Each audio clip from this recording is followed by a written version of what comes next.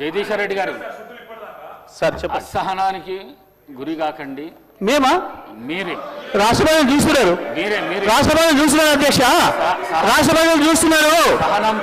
అధ్యక్ష సహనం అధ్యక్ష రాష్ట్ర ప్రజలందరూ చూస్తున్నారు. జగదీశ్వర్ రెడ్డి గారు ప్లీజ్, జగదీశ్వర్ రెడ్డి గారు ప్లీజ్, జగదీశ్వర్ రెడ్డి గారు ప్లీజ్, 1 మినిట్.